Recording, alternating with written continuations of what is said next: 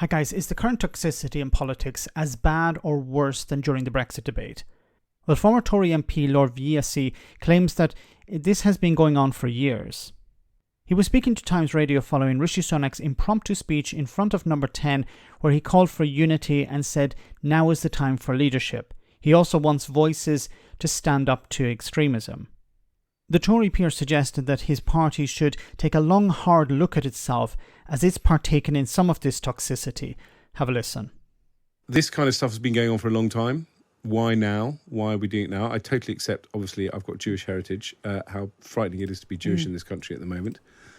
You suspect I'm going to say that the toxification of our public culture has happened in many different ways, and many in the Tory party should look to themselves, because the only time I felt frightened when I was an MP was how intense the Brexit debate got and how unpleasant the media was. How unpleasant the media was. For example, this is from the Daily Mail back in 2017. Crush the saboteurs.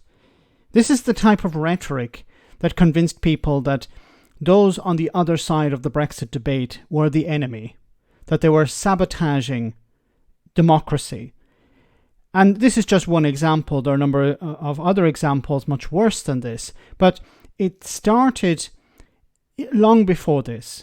The Conservatives, the Conservative Party, have known that they can use this type of rhetoric, this type of toxic behaviour against their opponents. And not just opponents, but, for example, asylum seekers, single mothers, Remainers, whoever. They use the media as an outlet, as a conduit to convince the public the real enemy is not them who are taking away your rights, not them who are making you poorer, it's somebody else. It's always somebody. And of course, it's the case of somebody who has no power. So the Remainers had no control over Parliament.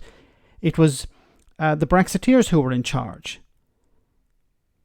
And this has, of course, moved on to the new debate, that being Muslims, that being Islam.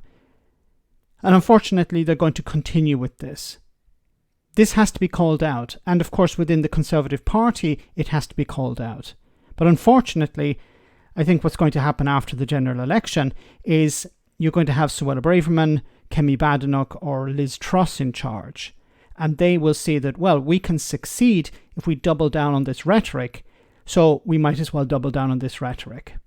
And of course, the media will not call it out. The media will facilitate it. We have to call it out. Let me know in the comment section, guys, what you think. As always, your comments are greatly appreciated. Thanks a lot.